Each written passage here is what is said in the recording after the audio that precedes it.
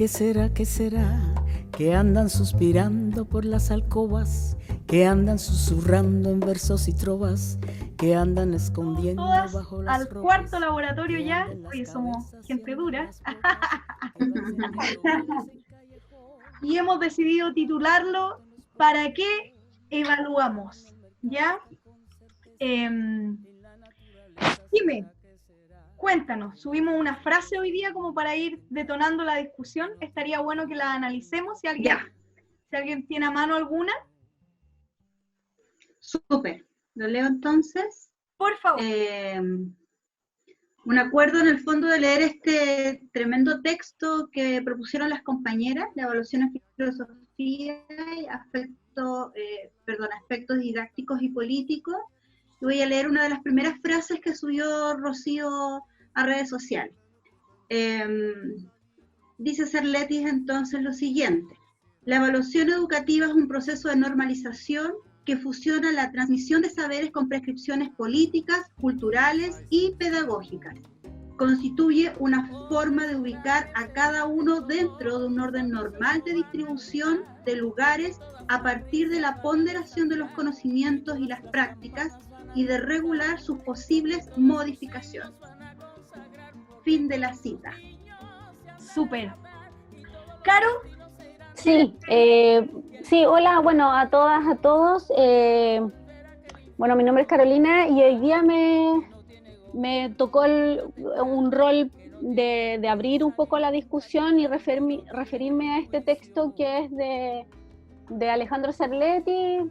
Para los que no lo conocen, es un profesor de filosofía argentino. Él hace clase en la UBA y en la General Sarmiento, y trabaja en ciencia de la filosofía y tiene un curso que es súper interesante, que es de didáctica especial de la filosofía.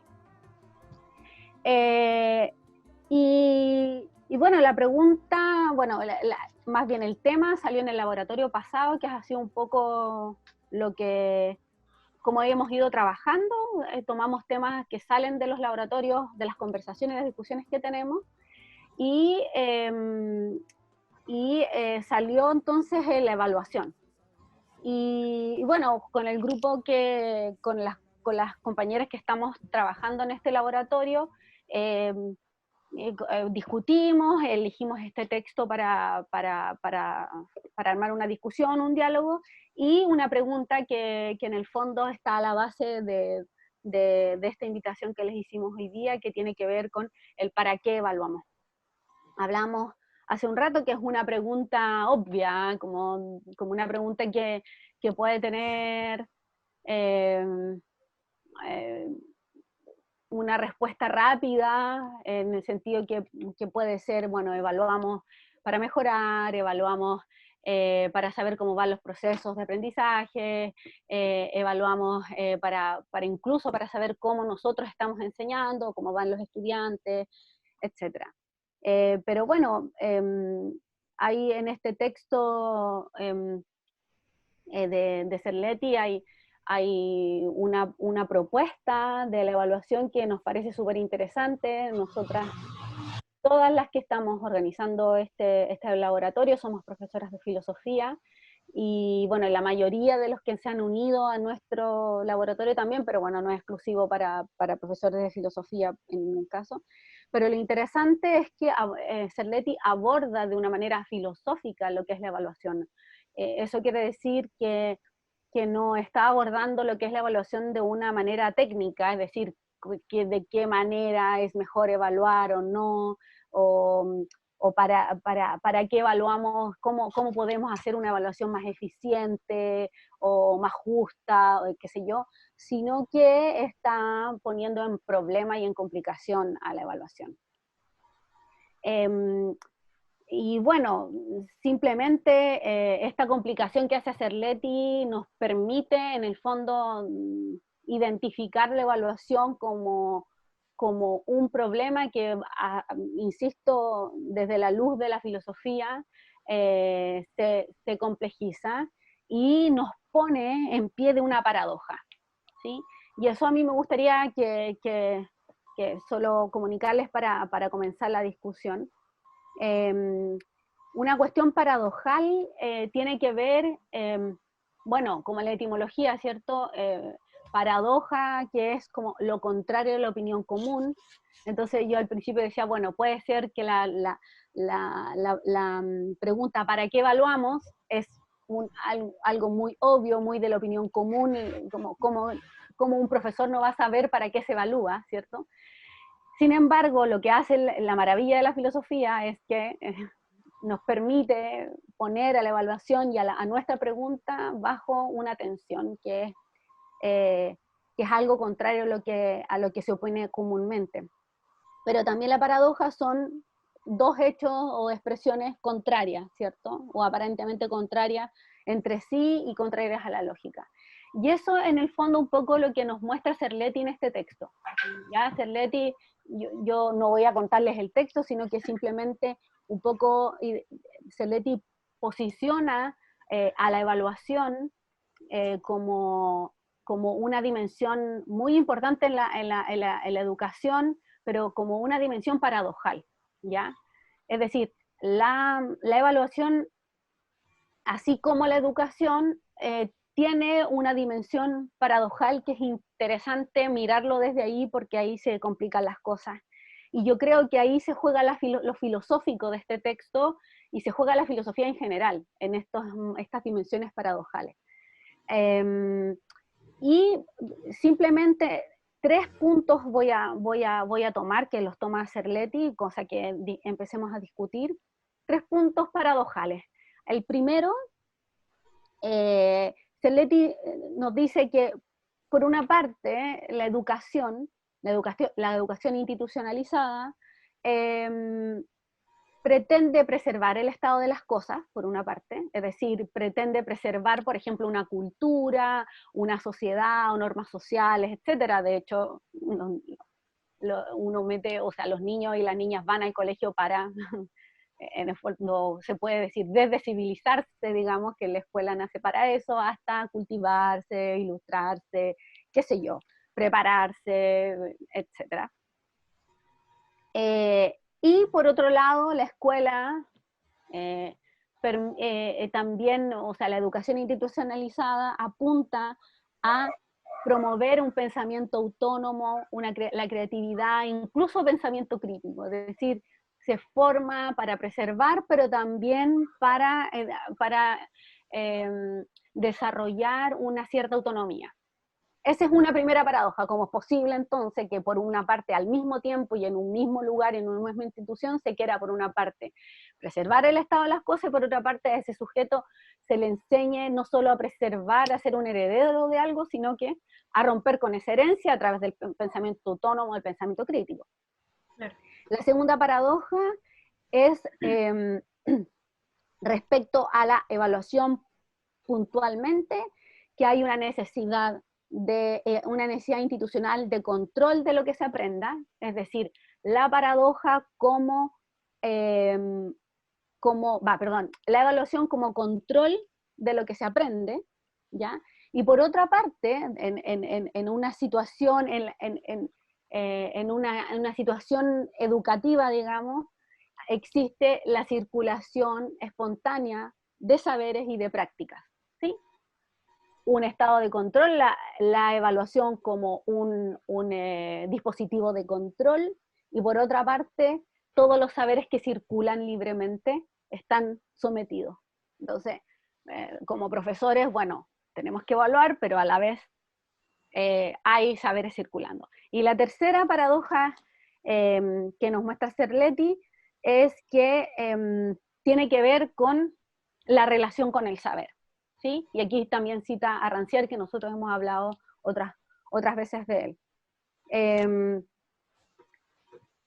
El problema es que la evaluación se mete, entre comillas, se inserta en un lugar subjetivo, es decir, en el lugar de la relación que tienen nuestros estudiantes con el saber, con el aprendizaje. Ahí se mete.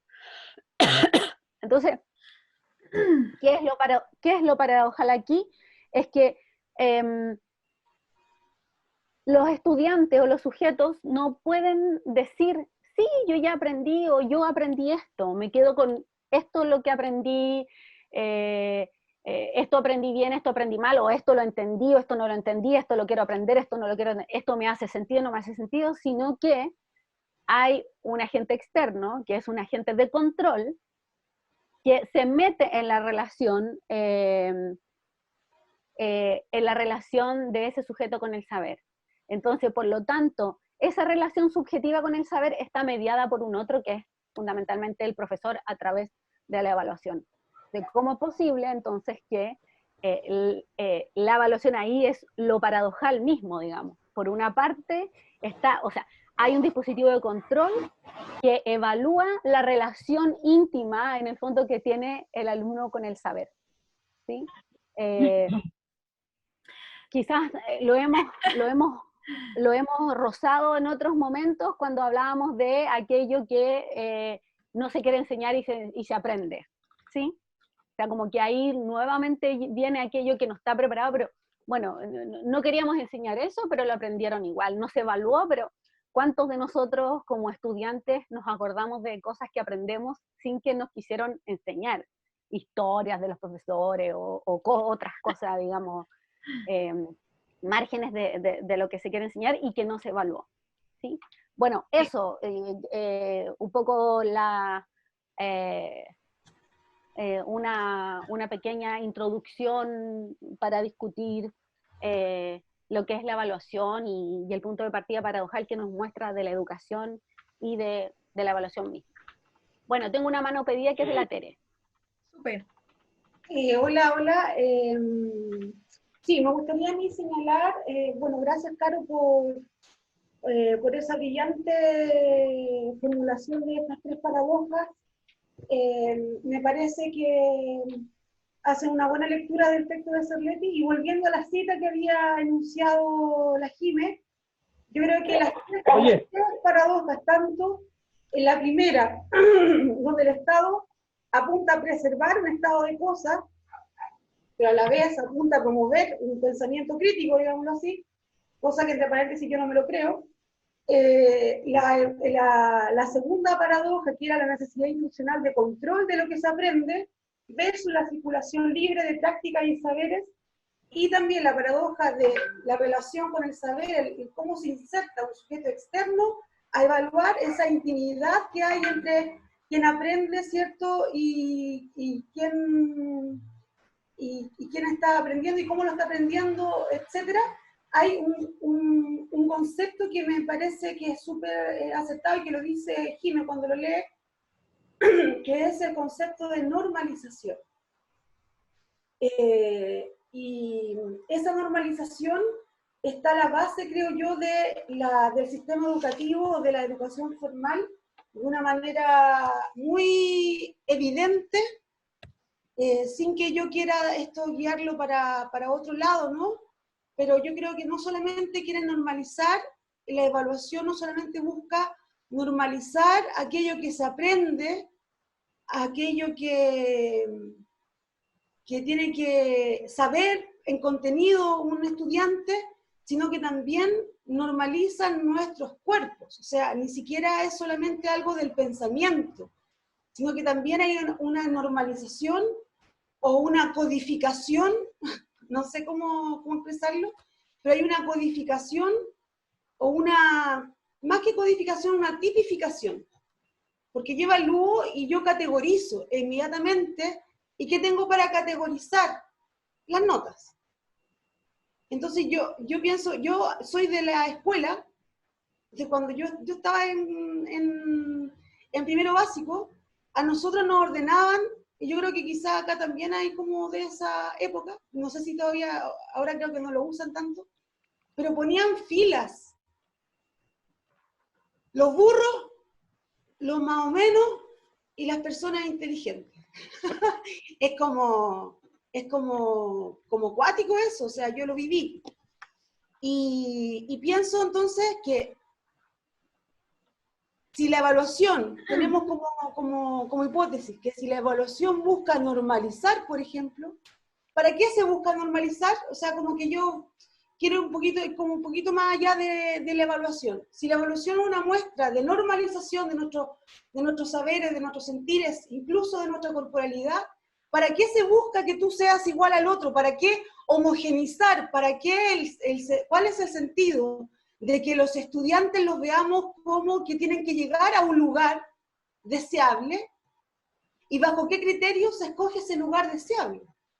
Eso como que me resonó de las cosas que tú estabas diciendo, Caro, en función de la cita de Alejandro Serlete. Gracias, Tere. Nicolás tiene la palabra.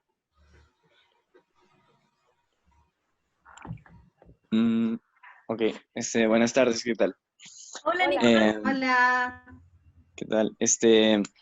Bueno, yo estuve en la anterior, ¿cómo se podría decir? Nuestro Como estudiante, conferencia. lo recordamos. Bueno, me presenté como alumno, es decir, yo acá no soy profesor. Entonces, respecto a lo que dijo Tere, si me deja llamarla así, porque sí Sí, está por como el supuesto. nombre. Ya, gracias. Sobre la normalización, yo creo que es cierto, o sea, no simplemente normalizan los conceptos, el aprendizaje, sino que también pueden llegar hasta normalizar nuestros propios pensamientos. Es decir, por ejemplo, en educación antigua, que esto me lo contó mi abuela, ella estaba en un colegio de monjas.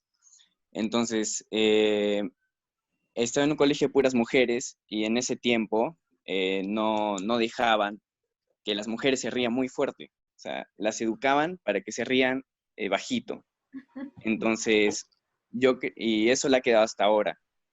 Entonces yo creo que la escuela, además de evaluar nuestros conocimientos, también influye mucho en evaluar nuestro comportamiento y hasta nuestros pensamientos. Este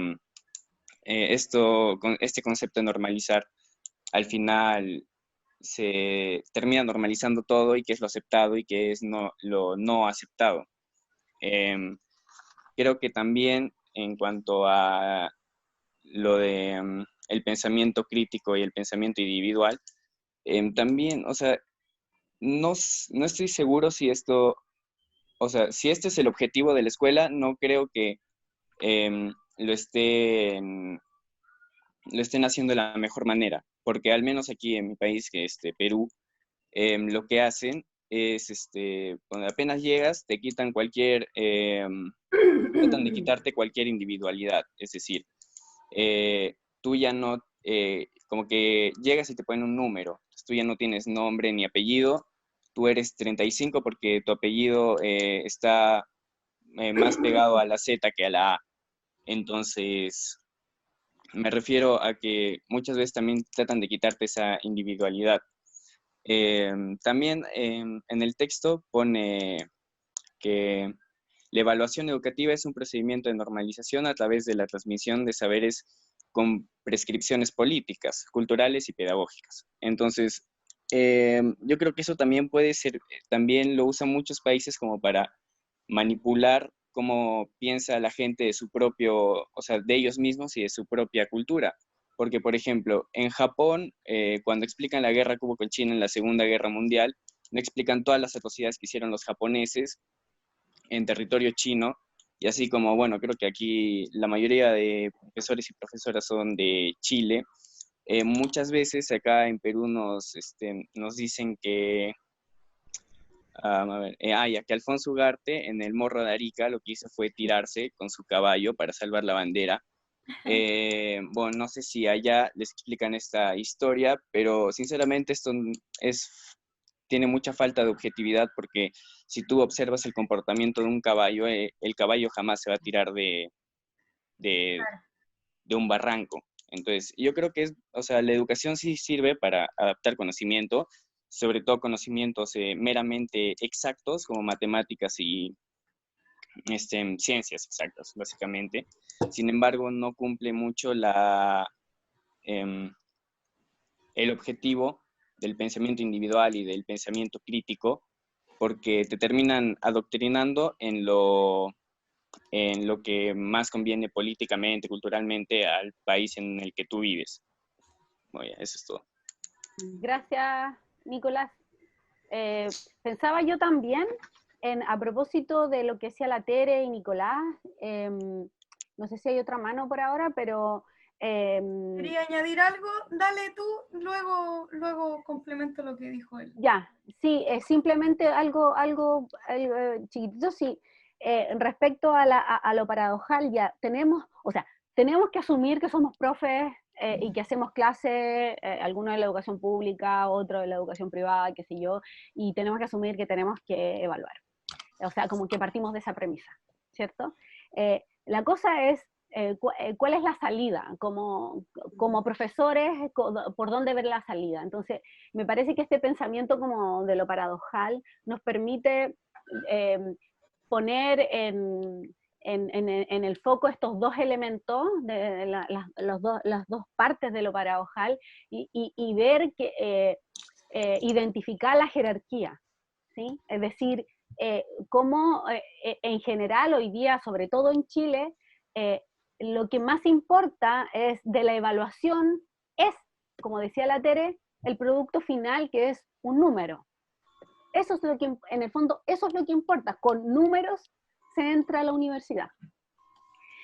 Entonces es tan radical esa jerarquía que hay de la evaluación por sobre todos los otros procesos de aprendizaje, tan radical, que llega a ser un número, digamos, la jerarquía de la cifra del número, de lo cuantitativo por sobre, digamos, todos los procesos que no tienen cifras y que son cualitativos, como se llaman en otras ciencias, qué sé yo.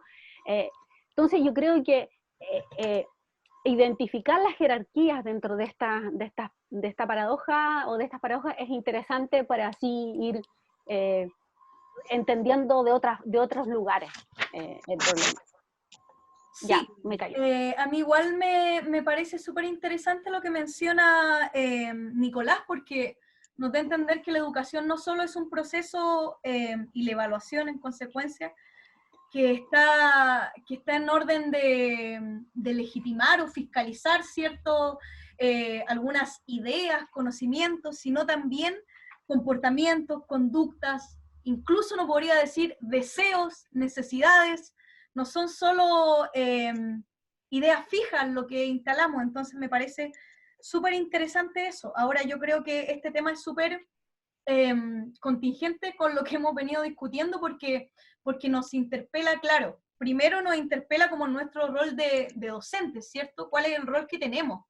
Este rol que parece ser fiscalizador, decía Cerletti en el texto, ¿cierto? Respecto del saber de los estudiantes, ¿ya? Como fiscalizar si están aptos o no para ser considerados quizás meramente una opinión legítima. Entonces nos interpela en nuestro rol docente, pero también en nuestro rol como ciudadanos y ciudadanas, porque tal como decía la Caro, a mí, y me gustaría problematizar eso, que el tema no está solo en la atención del rol que cumple la evaluación, ¿ya? Sino en el rol que cumple respecto de un proyecto político, que es súper claro.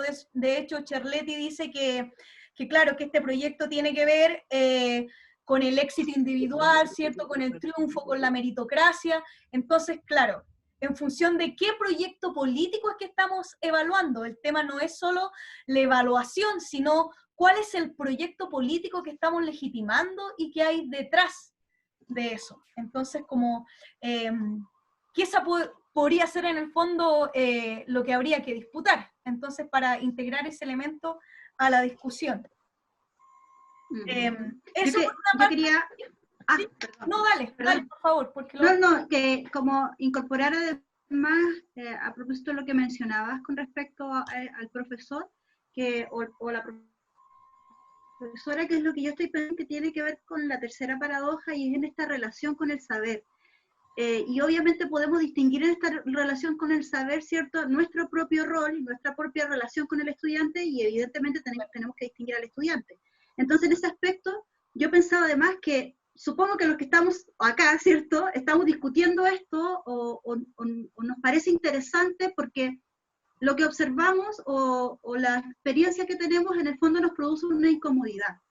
Y la pregunta que yo me hacía también frente a aquello es, ¿cómo resolvemos esa incomodidad que nos produce, ¿cierto? Finalmente, el que la evaluación se ponga ahí entre medio de esta relación que podría ser otra, ¿cierto? Que podría no mediarse a través de estas pautas, de esta formulación de preguntas o de esto numérico que aparece a través de la evaluación. Pero entonces me preguntaba también en eso, ¿qué sentimos frente a esta acción de evaluar? Y si de pronto quienes no quieren soltar la acción de evaluar, ¿cierto? Porque también existen, como esos otros que están muy cómodos evaluando, pensaba frente a eso como, ¿por qué no dejar de evaluar finalmente? Porque siento que pierdo como una posibilidad de poder, una instancia de poder, porque quizás creo que desaparezco frente a mi relación con el otro, o desaparece incluso de alguna forma la institución, ¿cierto? En esta relación cuando se instala finalmente la evaluación, que es lo que asegura, ¿cierto? El reconocer un buen profesor, entre comillas, cuando lo medimos por los estándares educativos, o reconocer una buena escuela cuando la medimos por estándares numéricos. Como eso quería agregar, compañera. Vale, Jiménez, gracias. ¿Hay alguna manito pedida? Cristian, por favor, adelante. Perdón, te doy el audio de inmediato. El audio. Ahí está. Debería estar. ¿O puedes desmutearte tú también si quieres? Ahora sí. Perfecto. Ahora sí. Ahora me escucho. Sí, yo quiero hacer una salvedad con respecto a la evaluación. Yo pienso que el problema más que la evaluación es la cualificación que nos obligan a hacer en base a esa evaluación, porque, a ver, la evaluación es el proceso más natural que realizamos los seres humanos. Constantemente estamos evaluando todo. El evaluar no es el problema es que nos obligan a transformarlo eso en un número, y ahí se nos genera el problema, porque ese número me parece que está más relacionado con un adoctrinamiento que se supone que debemos entregar, que con el conocimiento que los alumnos puedan tener. Porque a mí no me evalúan, a mí no me piden el alumno sepa lo que yo le enseñé. Ellos me piden que el alumno responda lo que se supone que el sistema me obliga a mí a transmitirle, ¿ya? Entonces me es difícil cómo transformo esto. Yo veo una pregunta, veo que la respuesta es buena, la evalúo correctamente, pero me doy cuenta de que no coincide con lo que se espera. Entonces el problema no es la evaluación, el problema es cómo lo transformamos a cualificación, y que esa cualificación sea algo más que, como dijeron ahí, que un mero número. Finalmente, muchos de mis alumnos, lo único que les interesa es el número. Voy a recordar una anécdota súper específica. Tuve un alumno en práctica y les hizo un trabajo a los alumnos, y en el trabajo le puso a todos un 7. Encontró que estaba bien hecho el trabajo. Se acerca uno de los Mateos del curso y me dice: oiga, profe, este 7 no vale nada. ¿Por qué? Porque él lo que está condicionado no es a tener una retroalimentación de su aprendizaje, sino a una competencia. ¿A quién le ganó? No le ganó a nadie, si todos sacaron un 7. Y ustedes saben que en el área de nosotros es re difícil que un pensamiento no sea en algún sentido valioso. Era simplemente esa reflexión. Gracias, Cristian. Claudio. ¿Dónde está Claudio? Aló. Hola, Claudio. Claudio, sí, perfecto, se te escucha bien. Primero que todo, presentarme. Mi nombre es Claudio Toro. Yo vivo en Rancagua, trabajo en San Fernando. Y agradecer la oportunidad, permiso, agradecer la oportunidad de escuchar y poder participar en algo que para mí es tan valioso y también importante ir rescatando, a que es el tema de la evaluación, pero sobre todo lo que significa la evaluación para la educación.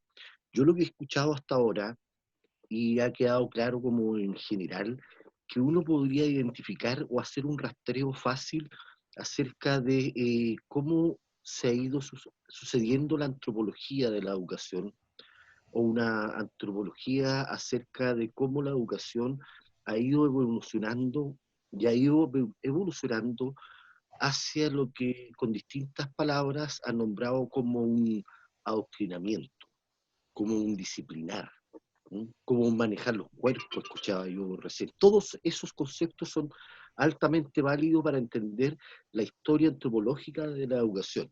Ahora, yo estoy pensando hace tiempo, y un rollo que yo tengo, y comparto con el compañero que estaba hablando anteriormente, el tema de que la educación, la evaluación en sí no es el problema.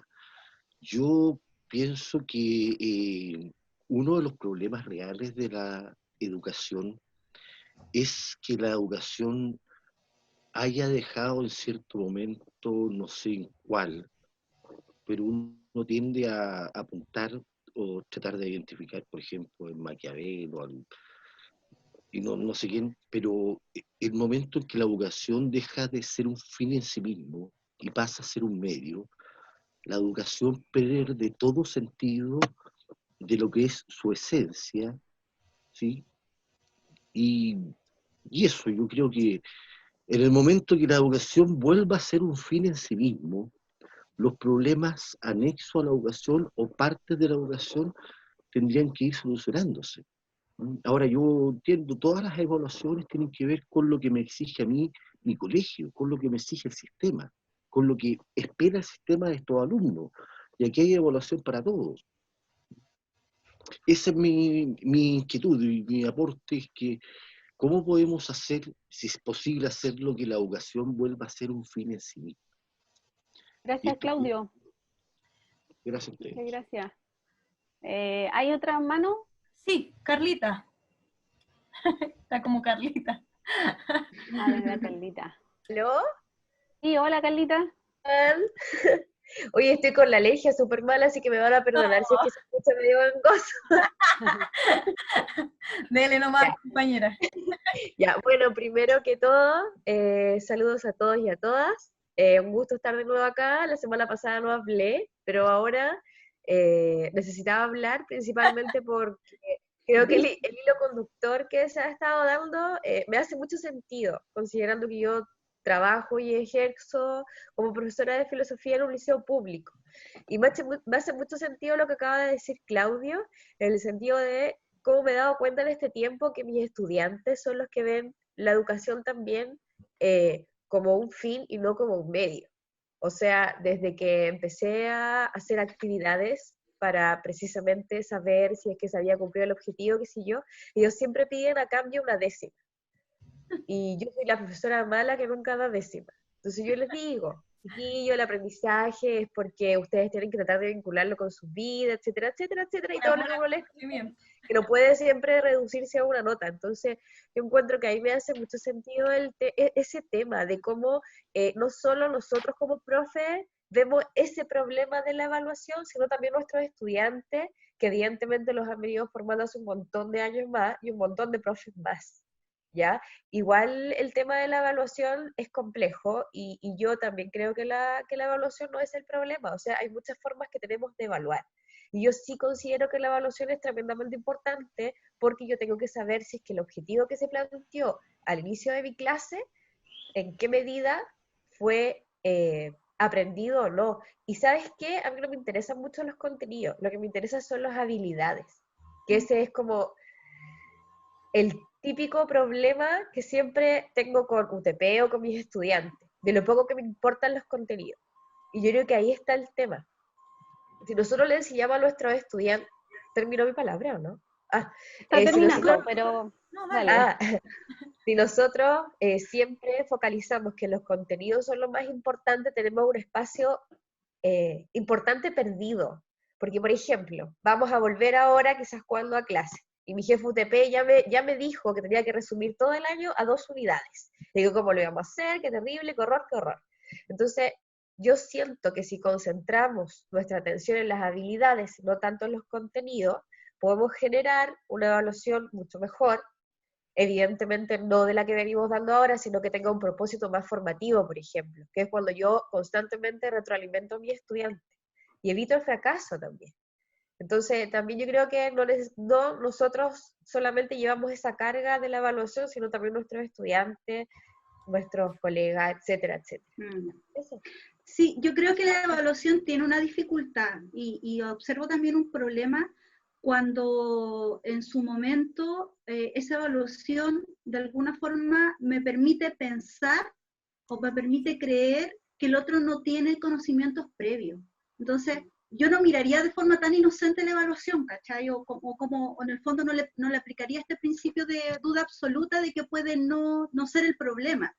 En eso, obviamente, sumo que nosotros también somos el problema al aplicar la evaluación, pero yo creo que alguno de esos problemas tiene que ver con que quizás, como resolverlo a través de lo que tú planteas, Carla, pero también pensando en que esa evaluación es problematizadora a la hora que me permite visibilizar los saberes del otro, y eso creo que es muy complejo. Gracias, Jime. Tengo dos palabras. Tengo Primero, María, Brenda. Ah, ya. Tú la estás tomando, dale. O sea, no la anoté por si acaso como en el orden, pero... Ah, ya. Pero creo que Ramón como que bajó la mano, no sé Sí, si... ella había como... La bajó, no sé si quiere esperar o... Sí, sí está, pero la bajó. Ah, Yo sí. le daría la mano a María Olga. Dale, bacán. Hola. Hola, María. Hola. Bueno, ¿cómo están? Bien, Un gusto estar gracias. compartiendo acá. Me sumé hace poco al Zoom, así que no sé cuánto rato es lo que tenemos para comentar. 2 minutos, yo voy, aquí va a escuchar una alarmita, son 2 minutos. Ok, ya. Bueno, soy profe de filo, obvio, y trabajo en temas de evaluación hace un tiempo ya, como unos 5 años más o menos. Y mi camino para entender la evaluación llegó, yo creo que un poco como a todos nosotros nos ha pasado, que es la tensión que sentimos entre la disciplina, nuestra disciplina de la filosofía, que igual es una disciplina muy cualitativa, muy subjetiva, que no tiene ninguna relación con la cultura evaluativa que existe, que es la cuantitativa. Individualizadora o individualizante. Y eso fue un problema para mí mientras estaba empezando a ejercer. Bueno, sigue siendo, por supuesto, porque esto no es un problema que se acaba. Y en mis años de aprender sobre evaluación y trabajar sobre evaluación, el camino que tomé y el camino que logro como visualizar un poco más desde mi perspectiva de profe de filosofía es entender a la evaluación como desde la ética, básicamente. O sea, yo soy una profesora de filosofía que le interesa, como decía Jimena recién, relevar los aprendizajes que mis estudiantes ya tienen. Mis estudiantes de media, mis estudiantes de básica, mis estudiantes en pregrado. Todos mis estudiantes tienen algún aprendizaje ya, tienen conocimiento ya, tienen cultura ya. Yo no puedo llegar a invisibilizarlo y solamente introducir contenido, muy educación bancaria y ya. No, mi postura tiene que ver más con eso. Y claro, desde dónde nos paramos para evaluar es lo más importante, creo yo. Y como decía la colega recién, Carlita, si nos paramos solo desde, no sé, como intentar agradarle al UTP por la cantidad de notas que tengo que tener, o intentar seguir siempre la lógica de los estudiantes que te piden una décima para poder trabajar, o trabajar ellos sintiendo que tienen una retribución al respecto, también generamos ciertas pautas y vamos marcando ciertas lógicas que es difícil de romper. Por lo tanto, eso también es parte de la cultura evaluativa que existe todavía hoy y que va a seguir existiendo porque es difícil romper la cultura. Bueno, y respecto también de lo que conversaba antes Carolina, Cristian también, estábamos como un poco la conversación iba hacia dónde o cuál podría ser una posible salida o cómo lo resolvemos. La salida que he visto yo hasta el momento, que es la que más me ha funcionado y la que más trabajamos también con las escuelas con las que trabajamos los distintos proyectos sobre, no sé, dejar de evaluar, por ejemplo, dejar de calificar, perdón, en enseñanza básica, es trabajar a partir de la evaluación formativa a la evaluación para el aprendizaje, generando criterios de evaluación, generando pautas que son abiertas y co-construidas con los estudiantes, con las profes o con quienes estén involucrados en el proceso de aprendizaje. Y de esa manera compartimos el poder. La responsabilidad de la evaluación no es solo del profe que está en la sala, no deviene del profe. Nos sacamos un poco de la presión de acreditar esto. O sea, por supuesto que está ahí porque estamos sujetos a este sistema educativo y, pucha, mientras no cambie la Constitución y mientras no cambie todo el rollo político antes, va a ser muy difícil que lo cambiemos, pero por lo menos abrimos un poco esa puertecita. Al compartir este poder, a partir de la construcción de criterios de evaluación, de la construcción de, no sé, por ejemplo, horizontes de sentido de las habilidades también, es posible ir construyendo otras cosas y ocupando el currículum que tenemos hoy día a partir de los objetivos de maneras distintas. El currículum igual es plástico, no es necesario que vayamos chequeando cosas. Eso. Gracias, Claro, disculpa. María. ¿Puedo intervenir muy brevemente antes que Brenda? Disculpa, Brenda, pero cada vez que Brenda habla me vuela la cabeza, entonces se me va a ir todo lo que tengo que decir. No, solo para ir conectando algunas cosas. Ya me parece muy interesante lo que decía María Olga de cómo ella lo ha abordado, y también me parece que se relaciona súper bien con lo que mencionaba Nicolás en un comienzo, porque justamente ella dice, asentamos ciertas pautas de trato, ¿cierto? Que en el fondo es, o sea, es condicionamiento puro y duro, ¿ya? Pero claro, esas pautas de trato en función de qué están. Ahora, a mí igual me parece que hay algo común a todas las intervenciones, y es que como que todas compartimos cierta incomodidad con la evaluación. Pero a mí me gustaría insistir, ¿de dónde proviene esa incomodidad? Si esa incomodidad proviene de los contenidos que estamos evaluando, de la relación, como mencionaba Jimé, que tenemos que establecer con los estudiantes a partir de la evaluación, de los límites propios de los instrumentos evaluativos, del proyecto educativo que estamos legitimando al evaluar, ¿de dónde? ¿De dónde proviene esa incomodidad? Eso es lo que quisiera como insistir. En mi caso en particular, o en el de todos abriste la palabra y me perdí. No, abrí la palabra. Ah, ok. Sí. Claro, como para tratar de darle vuelta a eso, que me parece que es como lo común que hay. Solo quería dejar eso ahí. Sí, ahora sí, ¿Brenda? Sí, Brenda. Por favor. Bueno, no quisiera volarte la cabeza. Me encanta, no te preocupes. Mi cabeza ya está volada. De hecho, es que para mí el tema de la evaluación es uno de los aspectos que me enerven en el proceso.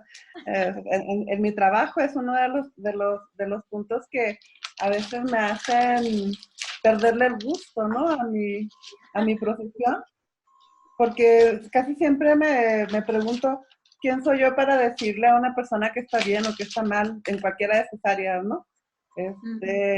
Ya sea cognitiva o de su relación o las habilidades o las competencias. La verdad, yo estoy muy confundida al respecto, así es que no tengo mucho que decir, pero sí preguntarles, porque me llamó mucho la atención las dos personas que dicen la necesidad de recuperar la educación como un fin en sí mismo, porque pues la educación tiene fines como tal, y de hecho una de las grandes preguntas de la filosofía de la educación es ¿para qué educamos?, ¿no? Y la concebimos como una actividad teleológica, o sea, siempre tiene fines. Entonces, no entiendo esa idea, la verdad, ahí sí me voló la cabeza. ¿Cómo lo manejan ustedes esa idea de la educación como un fin en sí mismo, cuando de hecho es un sistema de fines? Y no me refiero al sistema escolarizado, sino un proceso que persigue fines. Gracias, Brenda. Quizás creo que Claudio habló de eso, pero antes de la palabra de Claudio está Bastián. Entonces, Claudio, para que consideres en tu palabra la respuesta a Brenda. Bastián. Gracias, Brenda. Hola, sí. Buenas noches. a todos. Hola, Bastián. Hola. Bien, más que nada un breve comentario a lo que ya han hablado respecto a lo problemático que surge esta idea de evaluar, ¿cierto? Pero siguiendo un poco las palabras que había dicho María Olga, me llama mucho la atención en que cuando ella comenta su experiencia sobre cómo ha tratado de abordar este tema de la evaluación, y ella hace énfasis en la definición de los criterios de evaluación y también en el sentido de las habilidades. Quiero hacer un pequeño énfasis en esos dos puntos que me parecen súper interesantes, porque en el fondo cuando uno piensa en el sentido de las habilidades que va a evaluar, está pensando en qué pretende obtener con el ejercicio de la enseñanza de la filosofía. En ese sentido, y también concuerdo con una compañera también que dijo recién que no le importaba mucho el contenido, sino más bien desarrollar las habilidades. Y yo estoy de acuerdo con eso, porque en el fondo a lo mejor puede que me esté equivocando, pero quizás nos interesaría mucho que todos los estudiantes salgan del colegio aprendiendo metafísica, etcétera, sino más bien cómo el estudiante adquiere ciertas herramientas para él lanzarse a la piscina de la filosofía, por decirlo así. En ese caso, como profesor, me gustaría primero enseñarles cuáles son las herramientas, pero sin que el estudiante diga, el profesor es experto en herramientas, no sé si me entienden la idea, sino más bien mostrarles, señalarles, estas son las herramientas que yo aprendí para investigar filosofía, para hacer filosofía, para aprender filosofía, y simplemente se las estoy mostrando para que ustedes también puedan hacer ese mismo ejercicio que estoy haciendo yo. Y en ese sentido, cuando nos encontramos en esta paradoja, ¿cierto?, de que cómo evaluamos y lo que estamos evaluando sigue una lógica mercantil, ¿cierto?, neoliberal. De hecho, hasta nosotros mismos los profesores, cuando nos evalúan según una cierta lógica que nos hace competir de alguna forma con los otros colegas, porque estamos en un sistema neoliberal, ¿cierto?, que en el fondo todo tiene un sentido y en ese sentido, que me parece muy importante, más que nada comentarlo, que cuando aceptamos esa paradoja, uno igual podría entrar a picar y rescatar cosas, ¿cierto? Y pensar sobre el sentido de las habilidades para que los estudiantes aprendan más que contenido, sino herramientas para la filosofía, me parece algo muy interesante. Y de respecto a lo que comentaba Rocío, respecto a la incomodidad común que parece salir de me parece que el punto está en la relación que se genera con el saber. Es decir, cuando los alumnos saben cómo van a ser evaluados, ellos establecen una cierta relación con el saber. Ya, me voy a aprender esto nomás porque eso dijo el profe que va a tomar en la prueba. Entonces, ahí parece ser que el problema está en que cuando uno establece una forma de evaluar, implícitamente hasta el profesor y los alumnos establecen una cierta relación con el saber. Eso quería Gracias, comentar. Bastián. Claudio, yo quería, después de, me había notado yo antes que se pusiera María Olga una mano. Claudio.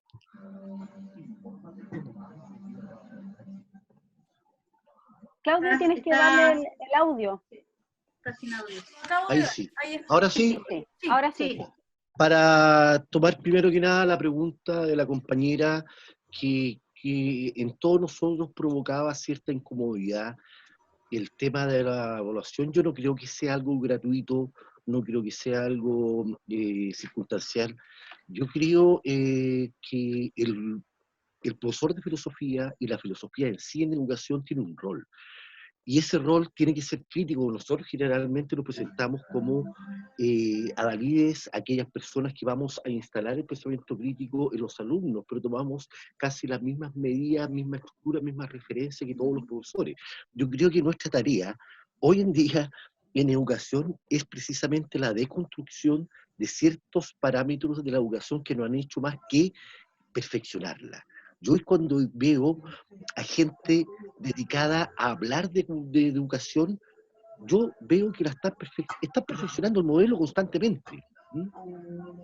Ahora, respecto a lo que decía la compañera, en sí mismo, yo siempre, y a propósito de lo mismo, mire, yo trabajé, bueno, en Santiago trabajé en el Liceo 7 de Irarrázaval, en el Liceo Castro aquí en Rancagua, muy buenos el liceo, con muy buenos alumnos, trabajé también en la cárcel, y ahora trabajo en un colegio de alta vulnerabilidad en San Fernando, en donde yo ya tengo 56 años, y yo me decidí a quedarme ahí. ¿Y por qué? Porque ahí recién encontré un sentido y una motivación a la idea de educar por educar, donde se educan las habilidades, como decía una compañera ahí, y donde tengo en mi sala 20 alumnos con problemas de aprendizaje, con problemas de adaptación social. Ojo, que el tema de la integración escolar y educación deja de lado a ese grupo, pero grande, grande, que tiene problemas de adaptación social. Y la idea nuestra es la integridad del ser humano, ¿sí? Pero para eso hay que construir mucho. Y respecto a eso me refería cuando tomar a la educación como un fin. Cuando la educación es un fin en sí misma, a mi modo de ver, todos los problemas de pobreza, de otros, por consecuencia, Claudio, perdona que te Que interrumpa, repite pero es esa que hay idea. alguien que tiene la música de fondo, los prisioneros mira, puntualmente, y que buena reflexión, impide escucharte bien, no sé quién es, pero que ahora sí, ahora no se escucha nada, Claudio, ahora no te... era lo último que decía, que yo entender la educación como un medio, o sea, como un fin, es entender que la educación de por sí sola no va a resolver otros problemas.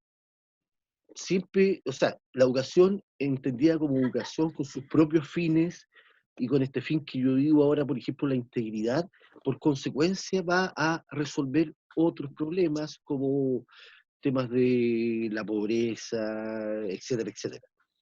A eso me refiero, tomar a la educación como un fin, no como un medio para.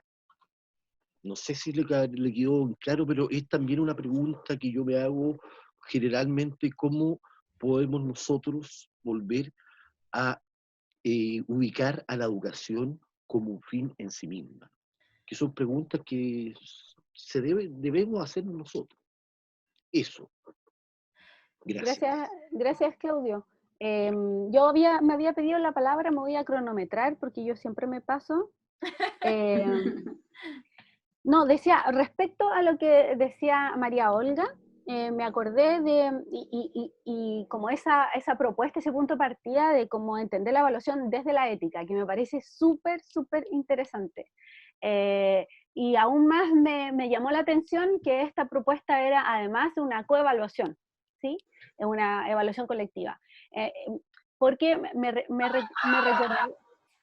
recordó yo trabajé en un colegio francés y entonces nosotros teníamos que tomar el bachillerato para poder pasar a la universidad, la prueba. Y yo preparaba a los estudiantes para el bachillerato de filosofía, que es un ensayo de 6 páginas. Y entonces, pero los estudiantes tenían prueba de todas las disciplinas, desde tercero medio, todo tercero medio y todo cuarto medio eran evaluaciones distintas para el bachillerato.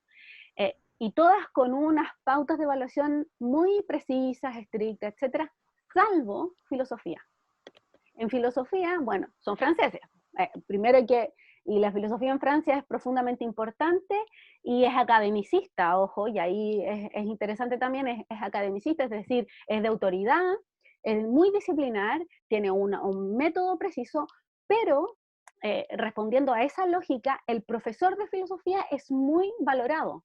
Entonces, el profesor evalúa a partir de su criterio, y por eso me llamó la atención, es decir, si uno se forma como profesor de filosofía, es porque uno se forma en el fondo en una sabiduría filosófica que nos permita a nosotros ser un criterio de decir, este estudiante hizo bien esto o no hizo bien esto, porque yo soy, digamos, profesor de filosofía, por nada más, digamos.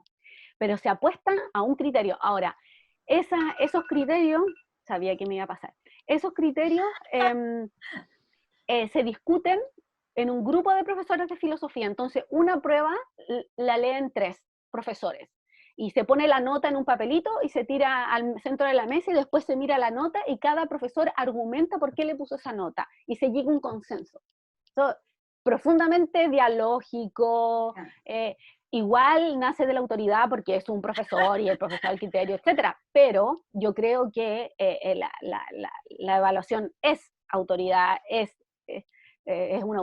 autoritaria, digamos.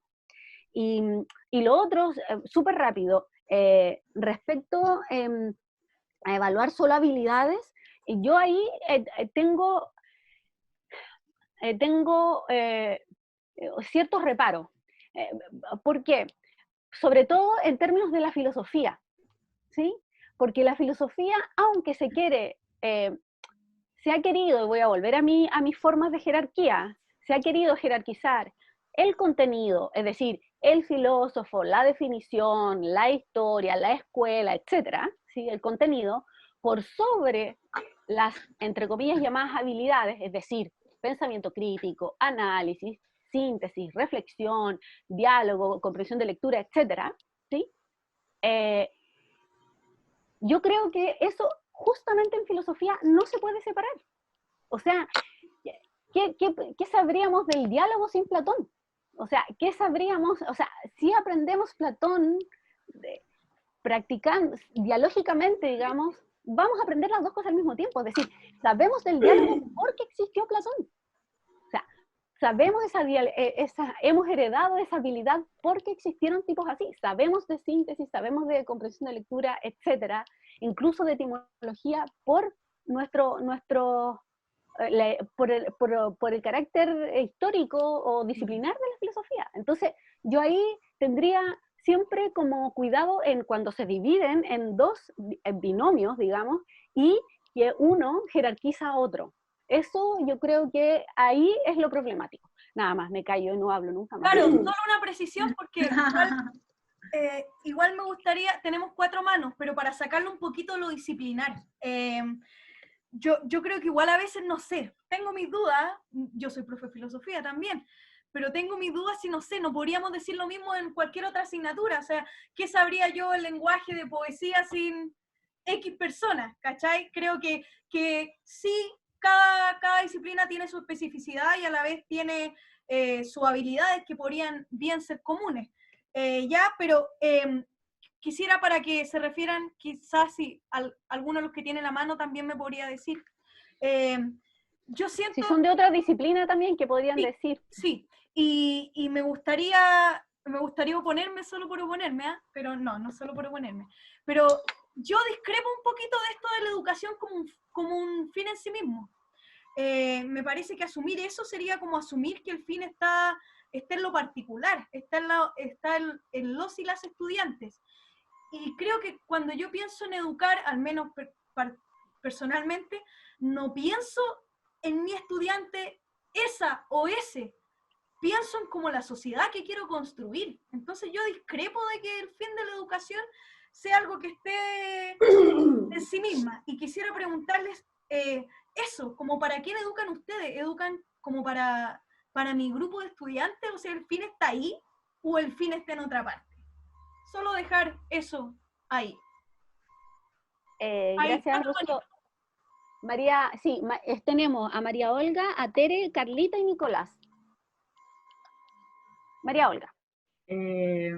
Y Alejandro, ya, perdón, te anoto, es que no levantaste, no te veía azul. Hay que levantar la manito en participantes. Ya, la pregunta de la colega recién, quise responderla, pero yo creo que particularmente yo y mi método de evaluar tiene que ver con una pedagogía más psicoanalítica. O sea, yo me fijo en los estudiantes que tengo, en sus necesidades de aprendizaje y también con un horizonte de sentido, por supuesto, porque si no, ¿para qué? No es excluyente en el fondo. Pero claro, no es excluyente, pero creo que sin lugar a dudas tiene que ser contextualizado, porque si no se pierde el sentido para ellos, no para mí, porque para mí yo puedo buscar el sentido quizás mucho más rápido si es que mi estado de ánimo está bien, que ellos que, pucha, también están súper acostumbrados a que les digan qué pensar y qué hacer. Que creo que también es una labor del profe decirlo, hacer eso, como tratar de romper esa barrera y decirle así como, oye, tú tenés que pensar solo también. Y respecto de eso mismo, es que creo, y para retomar también las palabras de algunos colegas, que el sentido del aprendizaje es súper importante. Y cómo nosotros planteamos ese sentido a partir de qué tan contextualizado está lo que estamos trabajando en el aula. Pues. Ya sea un contenido en sí mismo o una habilidad, o si queremos hacerle caso a Cerletti como el acto de filosofar. Pero finalmente, si es que cualquiera de las dos cosas, si la habilidad no tiene ningún sentido para mi estudiante, si el conocimiento no tiene ningún sentido para mi estudiante, o si ambas cosas no tienen sentido, no va a haber ningún movimiento, o si va a haber movimiento va a ser solo para la nota. Y bajo mi criterio, no, pucha, a mí no me gusta cuando funciona así, porque me siento mal. Y vuelvo también a mi idea de la ética.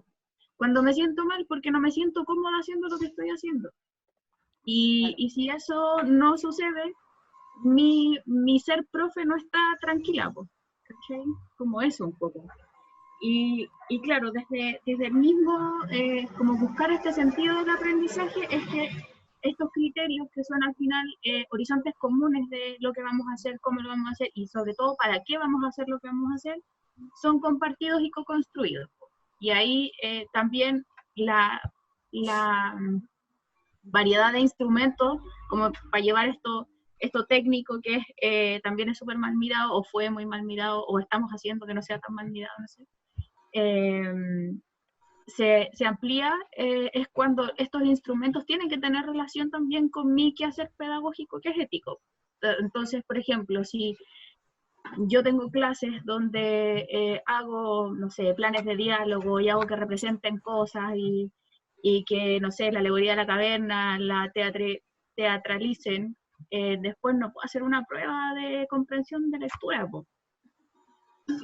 Entonces, el instrumento tiene que tener una coherencia también desde la elección ética que implica tomar o no ese instrumento de evaluación. Y eso. Otra cosa, perdón. Lo que mencionaba Brenda sobre el criterio personal. Es difícil como llegar y decir que uno tiene el saber, o a mí me cuesta, no sé, como decir si esto está bien, si esto está mal. Por lo mismo creo y ocupo los criterios de evaluación, porque no creo yo ser la única que tiene poder de discernimiento en esa sala de clases.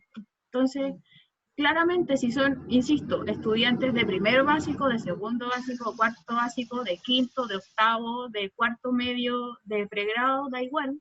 Todos tenemos algo que decir y todos tenemos algo que aportar y todos podemos decir si esto estuvo mejor que la vez anterior o esto va a estar mejor si le hacemos esto otro. Eso. Gracias. ¿Puedo mencionar algo pequeñito?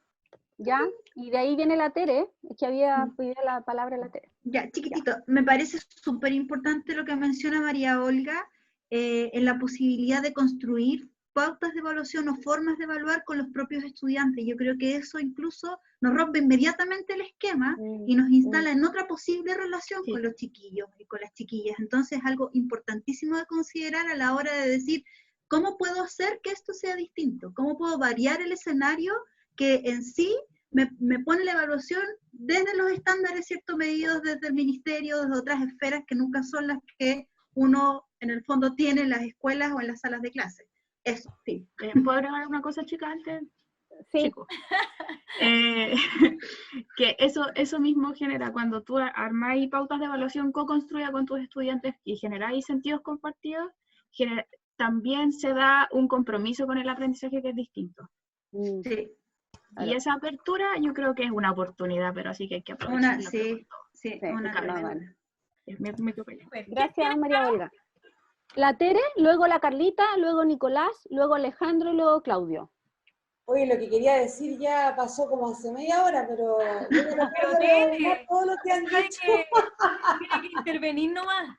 No sé si se han dado cuenta, pero estamos un poquito más activas porque nos estaba pareciendo que estábamos teniendo una dinámica muy asambleísta. Entonces, como que liberamos un poquito la participación del equipo para poder hacer unas conexiones y darle más dinámica a la discusión. Y Tere, tú eres Claro. parte de ese equipo, pues, ¿qué pasa? Ya, pues ya. A la otra voy a adueñarme más fehacientemente de la palabra. Bueno, con respecto a lo que decía María Olga y las pautas de construidas, ¿cierto?, con los estudiantes de evaluación, me parece que, como Jiménez, me parece una buena estrategia, que claro, hay un compromiso por parte del estudiante que es mayor, y también creo yo que ligado a eso está el hecho de no actuar. Yo creo que la educación es un gran montaje.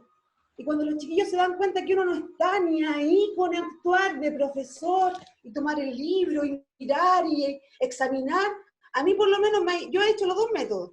Y donde mejor me ha ido es cuando yo soy la Tere y me ven así. ¿Me entienden? O sea, como me llama la atención, no me acuerdo cómo se llama, una chica que participaba en este laboratorio también, que decía que ella decía que le decía a sus estudiantes, la filosofía no sirve para nada. Ah, sí. ¿Te acuerdas? Ya, pues eso es como romper, como el juego, es romper el juego de querer ser como la autoridad, de querer ser el sabio. No, nosotros todos estamos aprendiendo. O sea, eso pienso yo como de mi parte. Pero ahora voy a ir a lo que quería decir hace un ratito. A lo serio. Me quedé pensando en esto de la educación como medio, o de la educación como un fin en sí mismo. Pienso yo que, al igual que Caro, ponernos en estos pensamientos dicotómicos, o lo uno o lo otro, no nos hace mucho bien, ya que pienso yo que la educación ante todo tiene que tener un fin, y ese fin tiene que ser revolucionario. O sea, tenemos que ser conscientes que estamos insertados en un sistema educacional mercantilista y todo lo que se quiera, pero nosotros como profesores tenemos que tener la noción de que nosotros queremos construir otra sociedad. Por lo tanto, hay un fin que va más allá del contenido, y la filosofía creo yo que canaliza esa reivindicación, porque está muy ligada a la vida. Yo diría que la filosofía es la disciplina, ni siquiera me gusta decirle disciplina, porque, bueno, pero es la actividad, la práctica humana más ligada a los chiquillos. Entonces, en ese sentido, pienso yo que educar por educar no, educar para revolucionar, para tomarnos el poder, porque yo creo que de eso se trata la educación. O sea, ¿qué queremos nosotros como seres humanos? Estamos inmersos en un gran sistema que nos está consumiendo, que nos tiene encerrados en este momento, conversando, y qué bacán poder hacerlo, chiquillos y chiquillas, pero obviamente que tiene que estar de por medio, tiene que haber un fin. O sea, no puede ser solamente por el hecho de aprender integralmente, todo lo que se quiera, me parece súper bien, pero siempre lo político, como ellos lo tienen súper claro, lo ideológico, lo adoctrinante que es, todo ellos lo tienen súper claro. Quienes hacen los planes y programas lo tienen súper claro. Entonces, si nosotros queremos hacer un cambio, tenemos que tener también en claro que nuestro fin no está solamente en leer a Platón, sino en cómo leemos a Platón, no está en leer a Kant, sino qué significa el pensamiento o la razón en la época moderna, etcétera, etcétera. Y a la vez, en cuanto a la habilidad y el contenido, creo que tampoco son separables. Porque pienso yo que los chiquillos, desgraciadamente los estudiantes y las estudiantes salen de cuarto medio sin saber leer. ¿Y cómo aprende uno a comprender algo si no es leyendo el Decamerón, si no es leyendo una novela, si no es leyendo el Quijote, que a toda la gente le apesta toda esa cuestión antigua? Yo creo que yo en ese sentido soy súper conservadora. Pienso yo que hay que leer y hay que saber lo que otros han pensado antes que nosotros. Porque si no, piensan los chiquillos también que la filosofía es la madre de la opinología y que cualquier persona puede decir cualquier cosa. claro, lo pueden decir, y quizás sea un aliciente para seguir investigando por sí mismos, etc. Pero yo creo que el autor, y lo que dice el autor, es muy importante, sobre todo para rescatar de una manera crítica el pensamiento, por ejemplo, no sé, pues de Kierkegaard, o de Kant, de quien sea. Me refiero a situarlo, como decía María Olga, por ejemplo. Que no sea el pensamiento de Kant abstractamente, sino cómo leemos nosotros como latinoamericanos el pensamiento de Kant. Cómo nosotros como chilenos no conocemos nuestra propia filosofía, no conocemos a Ribano, no conocemos a Corgo, no conocemos... ¿Me entiendes? Cómo nosotros vamos viendo, y eso requiere un arduo trabajo de nosotros y nosotras como profesores.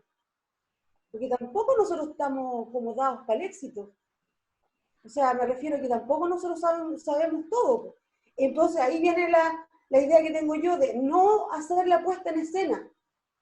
Mostrar la careta, que se nos dé vuelta la careta y que decir, ¿saben que yo este texto de Ser y Tiempo no me leí todo el Ser y Tiempo? Porque en la U solamente pude leer la primera parte, la analítica existencial del Dasein.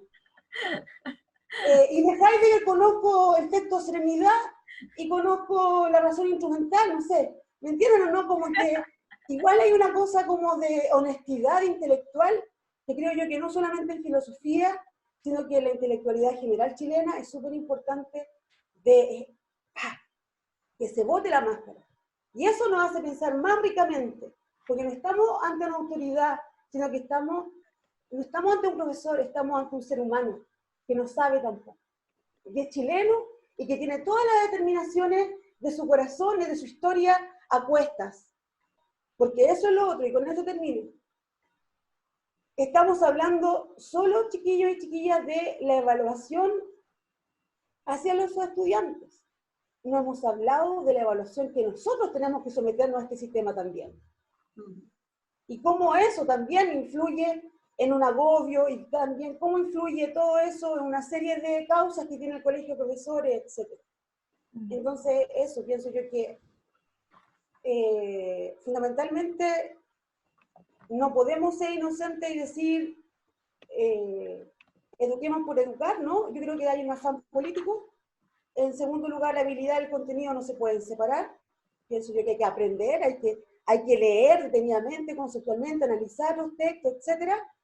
Y lo que le decía yo de hacer que caiga el personaje y aparezca el ser humano que la Jime, que el Leandro, el Alejandro, todos tenemos necesidades, y como eso genera un vínculo real con los estudiantes, porque los estudiantes van a darse cuenta y van a decir, este loco no me está engrupiendo.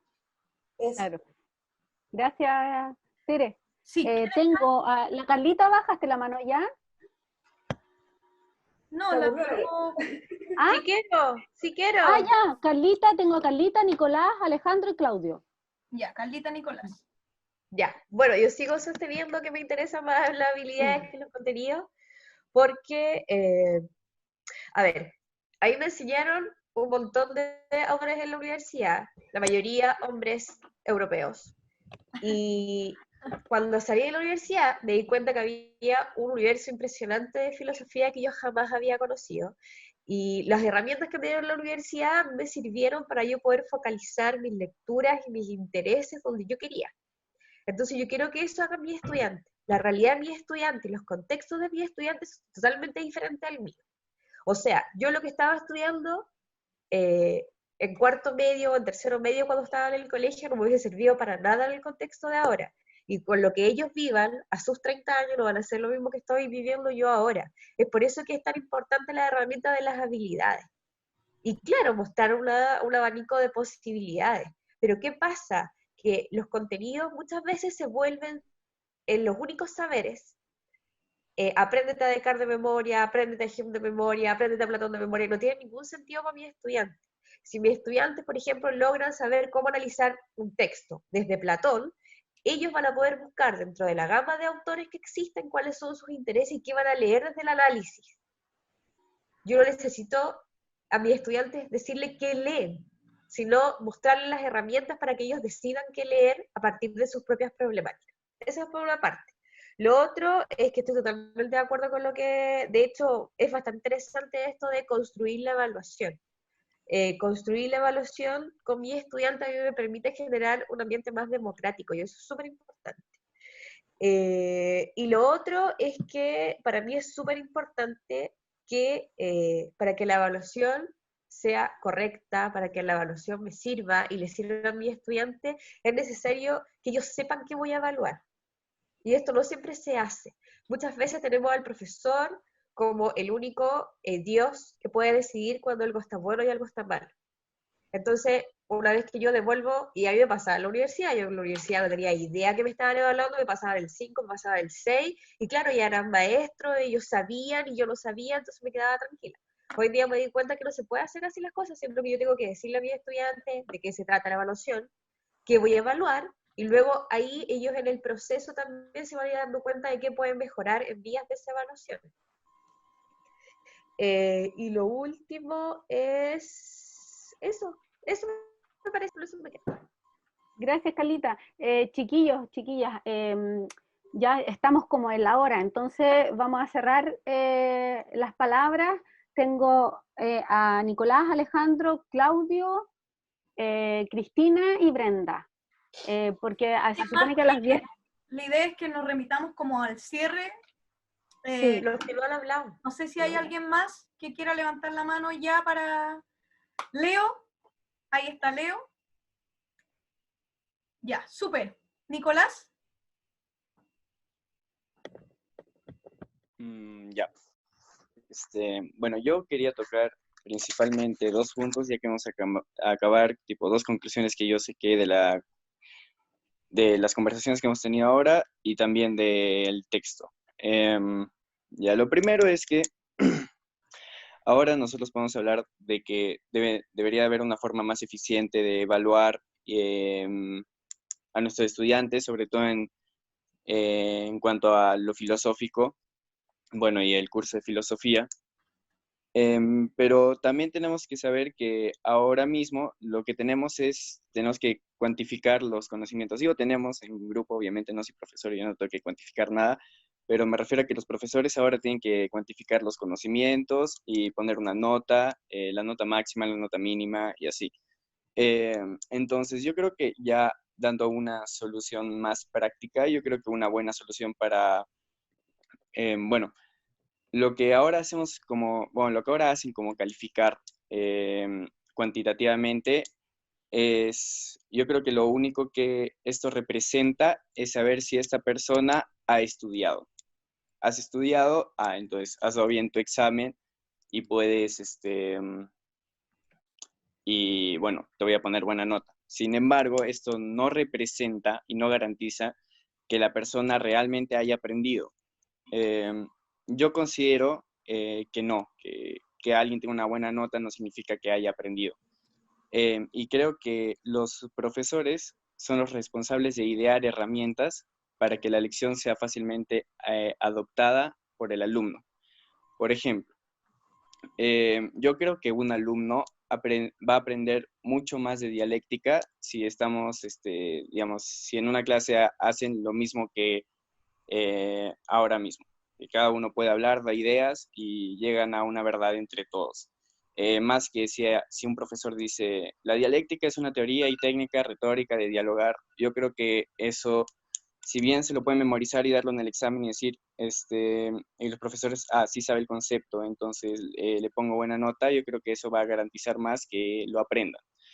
Y bueno, en cuanto a esto, yo creo Estamos que... en el tiempo para que vaya cerrando, por favor. ya. Bueno. Nicolás. Sí, perdón que te Bueno, interrumpa, pero que estemos en la hora. sí, no hay problema. Más que nada es un ejemplo y una pregunta de al final, digamos, si están dando una lección sobre la corriente filosófica y política del anarquismo, entonces al final la pregunta es, por dar un ejemplo, hay un alumno que se aprendió todos los conceptos de memoria y lo puso en el examen y debería de sacarse la nota máxima teniendo en cuenta el sistema en el que vivimos actualmente.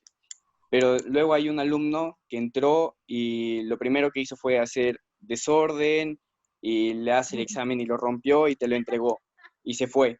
Entonces al final la pregunta es, ¿quién es mejor anarquista? ¿Quién entendió mejor el concepto de anarquismo? ¿El que hizo el examen y se acopló al sistema y te entregó el examen y tú eres la autoridad y todo eso? ¿O el que desafió? Bueno, esa era la pregunta que quería dejar. Bueno, Bueno, pero buena gracias. pregunta, muy buena. Alejandro, ¿tienes que activar tu audio? O lo activo de acá, ahí está. Ahí. Sí, Ahí. hola, ¿cómo están? Bien, Oye, Alejandro. bien, qué bueno. Oye, llegué un poquito tarde, está ocupadísimo haciendo otras cosas. Tranquilo. Oye, dos cosas. Escucha, sé que tengo el tiempo acotado, así que voy a ir rapidito. Quería citar una experiencia personal. Una experiencia que la comentó un profesor en la universidad donde yo estudié, acá en Talca, que me pasó a mí. O sea, que no tiene nada que ver con filosofía, pero es lo que estaba hablando recién el joven anteriormente. En educación física teníamos que subir la trepa. No sé si sabes lo que es la trepa. Subir la soga, ¿ya? ¿Ya? Y, bueno, el deportista, el alumno top del curso, la subió en 3 tiempos. Se sacó un 7. Y yo, que era más gordito, con todo el empeño que le puse, transpiré la gota gorda, llegué solo a la mitad. Obviamente estaba súper bajoneado, súper desanimado. Y yo decía, chuta, voy a sacar un 4, con suerte. Y cuando voy al libro y me acerco al profesor, me dice, ¿te sacaste un 7? Y yo lo que mirando le dije, ¿pero cómo me saqué un 7? Si subí la mitad la trepa y el compañero la subió completa. Y ahí viene un poco la reflexión que hemos estado haciendo, escuchado de varios de ustedes, y tiene que ver justamente con el criterio. Me decía, sí, a lo mejor a él no le costó mucho porque él tenía un físico mucho más desarrollado, él tenía capacidades mucho más complejas que las tuyas, pero tú le pusiste todo el empeño y se notó que diste el 200% y aún así llegaste a la mitad.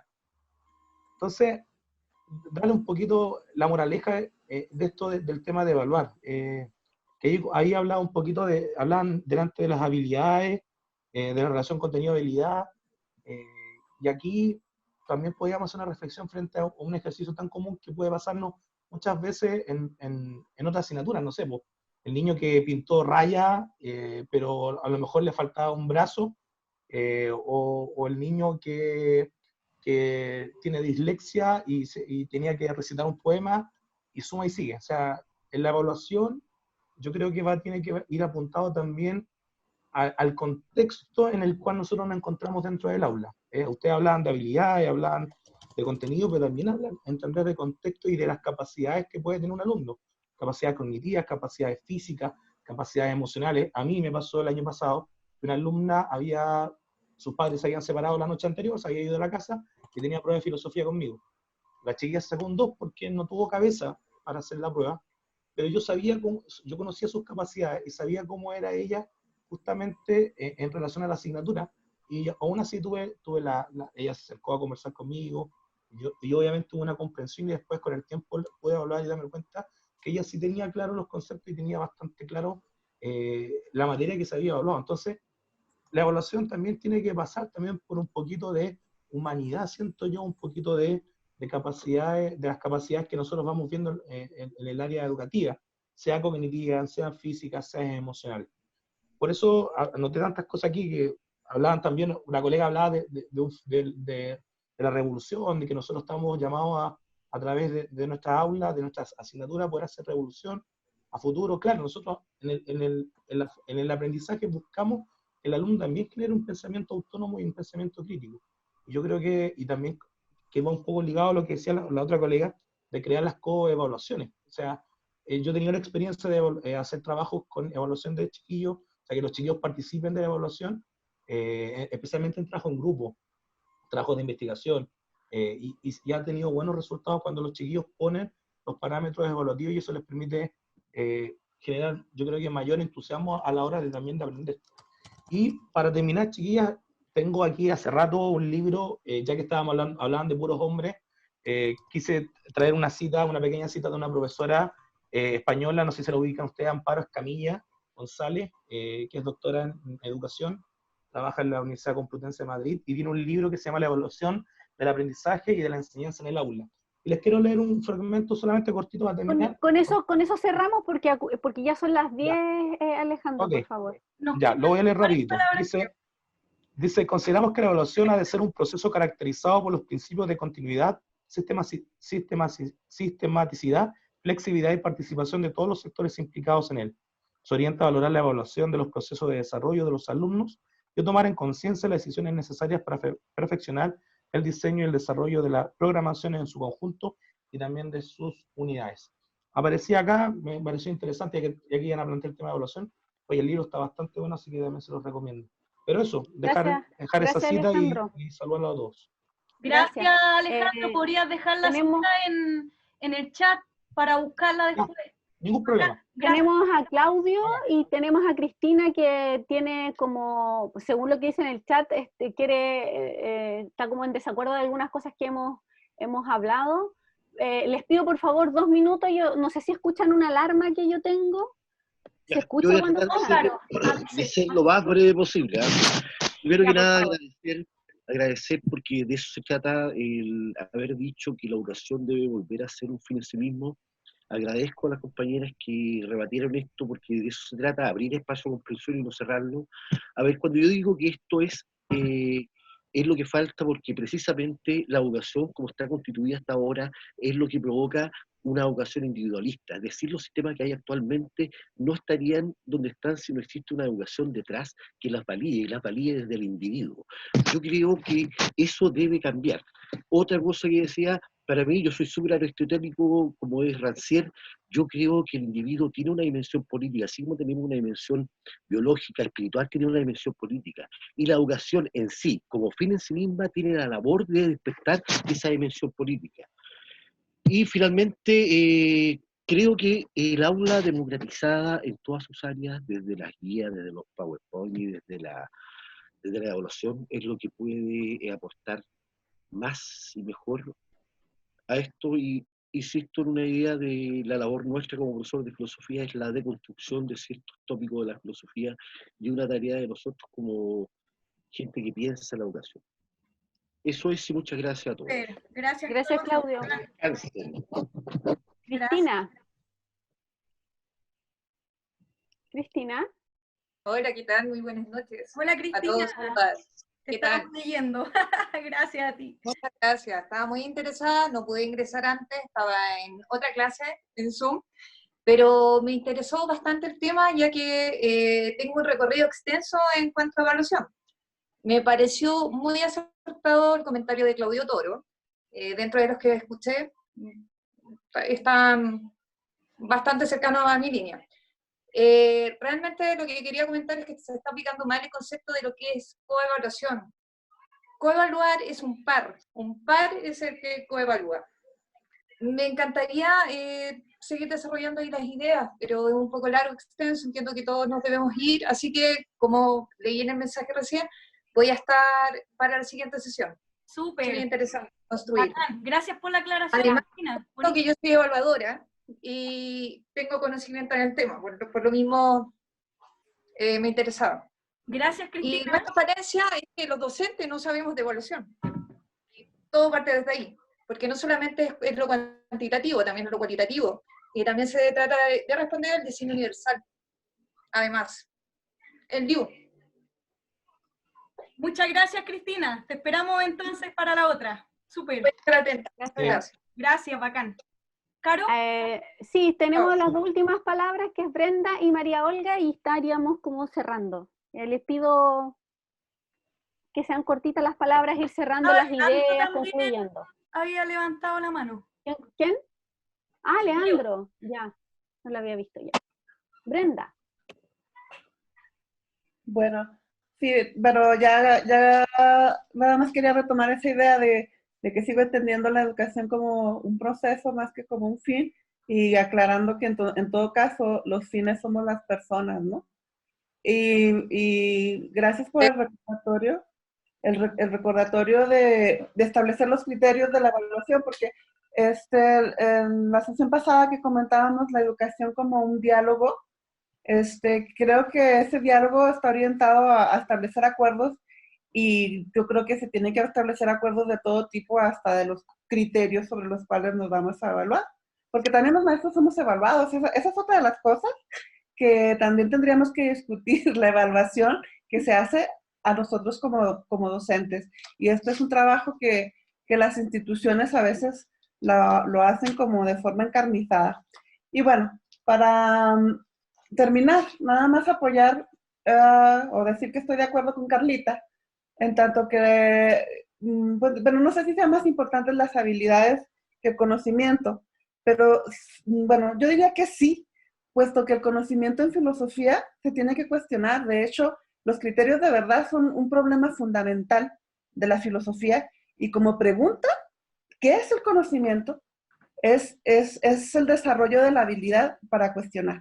Entonces, apoyo la aportación de Carlita, porque solamente así, en este proceso de enseñar a cuestionar, que sería la habilidad fundamental de la filosofía, podemos esperar que los estudiantes y nosotros mismos seamos más autónomos para el logro de una propuesta revolucionaria y de liberación del contexto social. Es todo. Gracias, Brenda. Olga, y por último Leandro, como siempre, un clásico, Leandro ya cerrando el laboratorio. Sí, como para cerrar un poco la idea, tenía ganas de tomar la palabra de Alejandro respecto de la justicia en la evaluación. Yo creo que para mí eso es una de las cosas más importantes, y por eso considero que la evaluación es ética y también democrática, como decía Carla hace un rato atrás. La evaluación para mí tiene que ser para la justicia, y ojalá para la justicia social, porque no podemos seguir viviendo en un mundo donde solo lo cuantitativo tiene lugar, porque no podemos seguir pensando cuantitativamente, siendo que hay muchas otras disciplinas, al igual que la de nosotros, que son absolutamente cualitativas y subjetivas. No podemos seguir pensando solo en lo individualizada que es la nota, y creo también que basta de las altas consecuencias en la evaluación, ya sean personales o colectivas, para las escuelas públicas, porque ya es suficiente. Entonces, creo que pensar la evaluación en pos de la justicia, pucha, la que podamos hacer, que esté en nuestras manos, y la que podamos hacer entre todos, empujar un poco más, creo que es como, por lo menos para mí ahora, es un poco mi fin. Eso. Bacán. Muchas gracias, María Olga. Leandro, y vamos cerrando. Hola. Bueno, quería yo comentar a propósito de un artefacto que yo generalmente tengo puesto bien grande en la sala, que dice: hágase hombre, señor profesor, y déjese andar poniendo notitas, que es un artefacto de Parra. Y generalmente los estudiantes cuando entran a la sala ven eso y dicen: oiga, profe, ¿no va a poner nota? Y yo digo: es que todavía no me hago hombre, estoy tratando de... A propósito de eso, lo que quería yo comentar igual es que las notas, y eso igual lo trataba de decir el otro día, las notas en el fondo hoy día se traducen en plata, en becas, por ejemplo. Y lo que hacen es como dividir la sociedad de manera meritocrática, claro, entre las personas que son mejores o peores estudiantes. Y eso a la larga, por ejemplo, los mejores estudiantes ganan más plata. Pongo ejemplo, medicina, ese tipo de cosas donde generalmente los mejores estudiantes son los que tienen mejor memoria. Es súper común eso, las pruebas de medicina son pura memoria, las de leyes en general también. Y quería yo también destacar que dentro de eso hay muchas cosas que no se pueden o que cuesta mucho evaluar. Yo por lo menos no las evalúo y me interesa desarrollar, y que están fuera del currículum normalmente, y una de esas cosas, por ejemplo, es la amistad entre los estudiantes. Fomentar la amistad entre los estudiantes para mí es fundamental, y eso por lo menos no está dentro de ninguno de los contenidos curriculares, ni de las habilidades, ni de esas cosas. Aparece por ahí enunciado como que tiene que ver con el respeto, algunas cosas así, pero por lo general no está en el centro de la evaluación eso. Entonces, dentro de eso, a mí me gustaría como destacar el texto de Derrida, que es Políticas de la Amistad, y donde también ahí se destaca es la importancia de la amistad en la filosofía. Creo que eso igual me gustaría así como señalar, como para cerrar, es el día en que seamos capaces de eliminar las notas como centro de la escuela, porque por lo general uno habla de la escuela y de la educación como si fueran lo mismo, pero como han comentado otras veces, la educación también está en la casa y las mamás, los papás, los hermanos también educan. Y no andan poniendo notas, ni andan haciendo pruebas, ni andan haciendo criterios, ni nada de esas cosas que uno hace. Entonces creo que también hay que recordar eso. Eso. Así que ese es mi comentario. Gracias, Leandro. Leandro, Sí. tíranos ¿cómo se llama? El título de la obra que sugeriste, porque yo no la conozco y me encantaría. Políticas de la amistad, ¿o no? Sí. Bacán. Sí. Pero igual que lo deje ahí como anotadito, porfi. Caro, ¿cómo cerramos? Sí, no, yo proponía, o sea, lo Yo que te creo propongo que... hacer como un ping-pong, así como de lo que se nos quedó brevemente, una idea Ya. cada una y Sí, finalizamos. yo tengo como dos ideas. Una idea es que creo que entramos en el problema de la evaluación, que me parece súper interesante. Como aristas, creo que hay un acuerdo en general, en común, que la evaluación es problemática, que nos causa dolor en el cuerpo. A mí, al menos, eso es como una tensión corporal, el evaluar filosofía. Yo entiendo que la mayoría de acá somos profes de filosofía. Y creo que eso habría que escucharlo, porque está, por un lado, la evaluación y la filosofía. Yo aquí, a pesar de que este laboratorio no está dirigido solo a profesores de filosofía, sí apuesto también por entender la educación como una cuestión filosófica, más allá de que enseñemos filosofía o no. Y desde ese punto de vista creo que la evaluación, a pesar de que no podemos prescindir de ella porque estamos en un sistema, etc., bueno, tenemos que hacernos cargo y creo que la filosofía nos ayuda en eso. Y la filosofía incluso como un gestor de rebeldía. Bueno, ya. Por eso creo que hay un problema ahí interesante y que daría, y esta es mi propuesta y mi segunda idea, para que el próximo lunes o la próxima sesión, que vamos a acordar cuándo lo vamos a hacer, pensemos en la evaluación hoy día, digamos. El carácter, digamos, es como en el fondo la segunda parte del texto de Cerletti, ¿sí?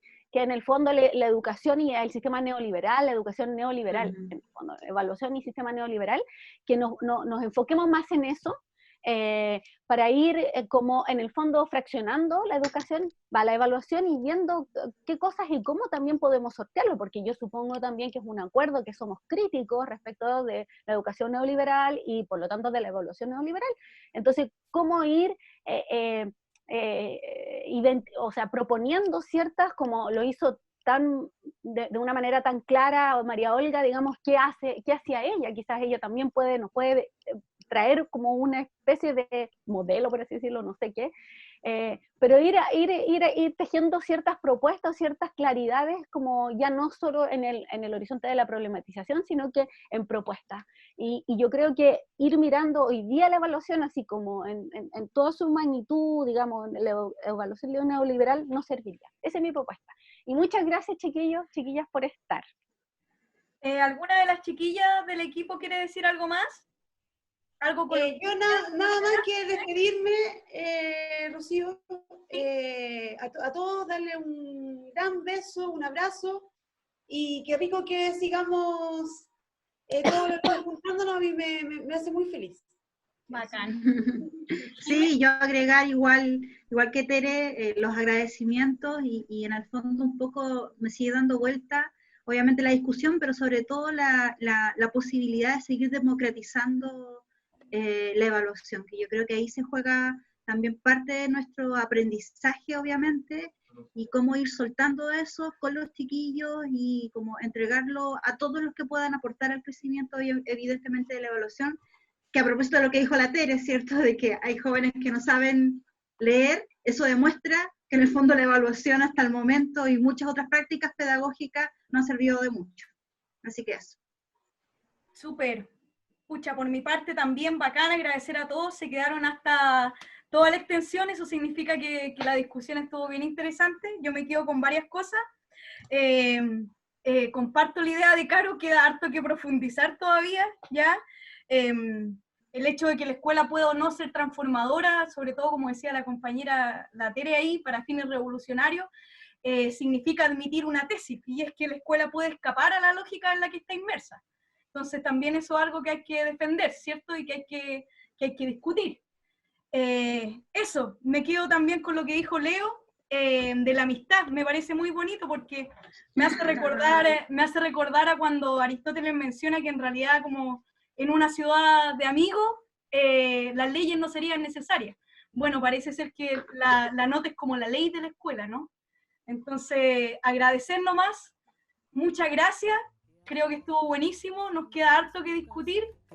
Gracias por la disposición y bacán verlos a todos. Están en el mercado, Chao, que estén certeza. En la naturaleza será que será, que no tiene certeza ni nunca tendrá, lo que no tiene arreglo ni nunca tendrá, que no tiene tamaño